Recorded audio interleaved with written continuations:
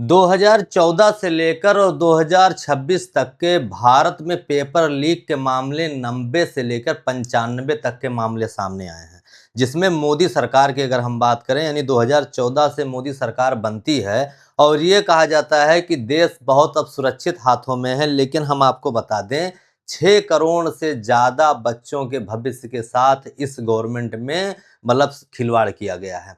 हम अगर राज्य की बात करें तो इसमें जो सबसे ज़्यादा राज्य आए हैं राजस्थान, उत्तर प्रदेश, उत्तराखंड, गुजरात जैसे राज्य इसमें शामिल हैं। और उसके बाद हम पेपर की बात करते हैं कि किन किन जो है चीज़ों के पेपर लीक हुए हैं, तो जिसमें नीट है, यूजीसी है, नेट है, एसएससी है, इन सब के जो है पेपर मतलब लीक हुए हैं। और अगर राज्य की जो है जो राज्य पेपर कराती हैं तो जैसे शिक्षक भर्ती हो गया, पुलिस कांस्टेबल हो गया, इन सब के जो है पेपर धड़ल्ले से लीक हुए हैं। सरकार ने 2024 में एक कानून भी बनाया था। कानून के तहत जो है 10 साल की जेल और 1 करोड़ रुपए की जो है जुर्माना राशि रखी गई थी। लेकिन उसके बाद भी पेपर लीक होते जा रहे हैं। नीट का हो रहा है, टेट का हो रहा है। मतलब वही महाराष्ट्र में हम देख लीजिए, पिछले जो है 2025 में महाराष्ट्र के कोल्हापुर से जो है पेपर लीक होता है। उसके बाद में फिर भिवंडी से 2026 में लीक होता है, जिसमें मतलब यार करोड़ों बच्चे जो है इसमें भाग लेने वाले थे।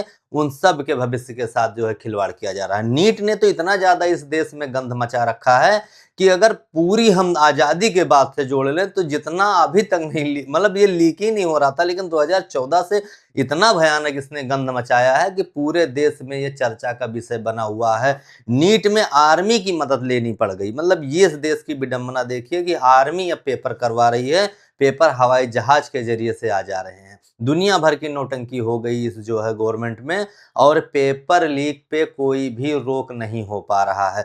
खुद जब जांच लगती है तो खुद विभाग के लोग ही पकड़े जाते हैं। जिस भी विभाग में मतलब अगर मेडिकल लाइन की हम नीट वगैरह के ले लें तो वही लोग सम्मिलित होते हैं और वही लोग मिलके पेपर मतलब बेलगाम है। ना तो इनको शासन का डर है ना तो प्रशासन का डर है, और बड़े बड़े लोग इसमें पकड़े जाते हैं। हा हुल्ला होता है देश में और उसके बाद में फिर कुछ नहीं हो पाता है। अगला जब पेपर होता है तो फिर पेपर लीक हो जाता है। मतलब सरकार इस तरीके से विफल है कि कुछ समझ में ही नहीं आ रहा है कि क्या अभी ऐसे आगे चल के ऐसे जो है पेपर रद्द ही हो जाएंगे, अब होना ही बंद हो जाएगा, या हमेशा ऐसे ही खिलवाड़ करते रहेंगे। एक बच्चा अपना घर छोड़ता है, दूर शहरों में जाता है, वहां पे जो है तैयारी करता है एक सालों साल लग के, और जब पेपर की बारी आती है तो खबर आती है कि 24 घंटा पहले पेपर लीक हो गया, परीक्षा रद्द कर दी गई है। उसके सारे मेहनत पे पानी फेर दी जाती है और फिर जो है दुनिया भर की नौटंकी होने के बाद फिर से रीपेपर शुरू हो जाता है या रद्द ही कर दिया जाता है, अगला जो है डेट दे दिया जाता है। मतलब इस तरीके से खिलवाड़ की जा रही है कि जिसपे ना तो शासन कुछ कर पा रही है और ना तो प्रशासन कर पा रही है।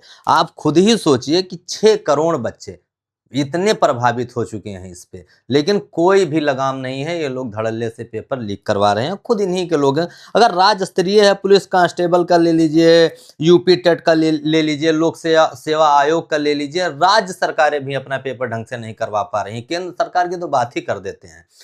राज्य सरकार भी विफल है और केंद्र सरकार तो ऑलरेडी विफल है ही है पहले से।